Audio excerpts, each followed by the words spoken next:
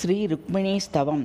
ओं श्री श्रीशंकर भुजंगप्रयात जगन्मातरं मातरं पद्मजादेः परब्रह्मशक्तिं परामप्रमेयाम् अचिन्त्यामनन्यामनाद्यन्तरूपां शुभां रुक्मिणीं कृष्णपत्नीं नमामि।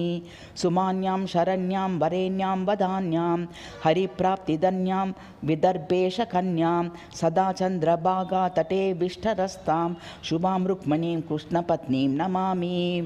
विभोर्विठ्ठलास्यार्धभागे वसन्तीं सतीं पाण्डुरङ्गप्रियां कोमलाङ्गीं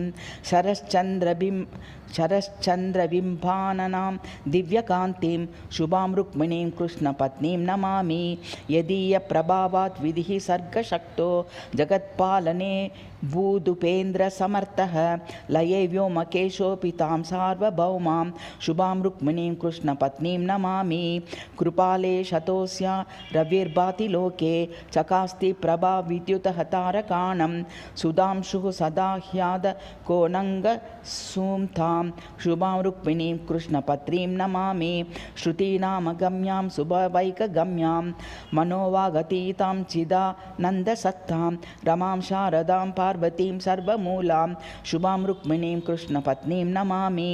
धरित्रीं सवित्रीं समस्यादिकर्त्रीं त्रिलोकैकदात्रीं वरां भीमपुत्रीं भवोत्पन्नभीशोकमोहापत्रीं शुभां रुक्मिणीं कृष्णपत्नीं नमामि। लसन्मञ्जुहास्य प्रभालङ्कृतोष्टीं कटाक्षे कृपाद्रां प्रियोपेन्द्रगोष्ठीं कटोन्यस्तहस्तामनन्तादिदेवीं शुभां रुक्मिणीं कृष्णपत्नीं नमामि। इति स्वामी वरदानन्द भारती विरचितं श्री रुक्मिणीस्तवं सम्पूर्णम्।